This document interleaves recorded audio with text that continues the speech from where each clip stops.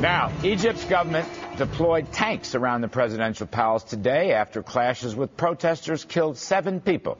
In Syria, meanwhile, rebels continue to advance on Damascus, prompting concerns that President Assad's regime will respond with chemical weapons. Question: should the U.S. intervene in any of these conflicts? Here now is Mark Ginsburg, former U.S. ambassador to Morocco and former White House Middle East advisor. Welcome back, Mark. Here's the thing.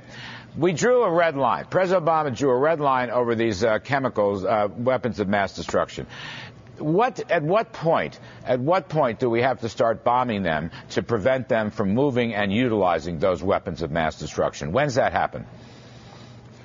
Larry, the fact of the matter is that I already know that some of those weapons have been moved and they've been put in the hands of the Iranian Revolutionary Guards that are operating in Syria. And also, I believe some of it has been sold to Hezbollah. So as far as I'm concerned, there's some of that red line has been crossed. But to answer your question, the fact remains is that if the intelligence report says, as the president and the press reports now have leading us to believe that precursors have been loaded into those shells, somehow or other we're going to have to incinerate from the air those weapons deposed quickly before Assad goes down like Adolf Hitler in a bunker where in the end he tries to take the whole country with him. Just one second one here quickly. No one's advocating intervention in Egypt, but it just seems to me that Morsi is turning out to be a radical. He wants Sharia law to replace the secular state. He is not in favor of personal freedoms. He is not going to have a constitution that favors the kind of freedoms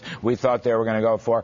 Morsi's going to be a bad guy, is he not, Mark? We're going to have to contend with somebody who's just on the wrong side.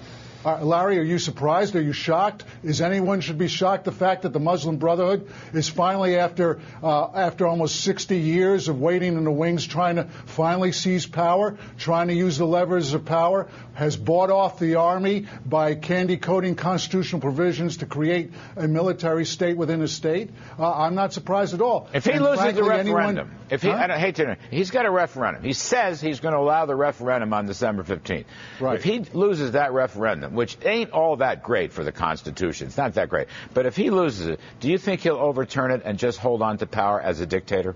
Well, I don't think in the end he's going to lose it, because in the end the Muslim Brotherhood has the ground game in control in Egypt.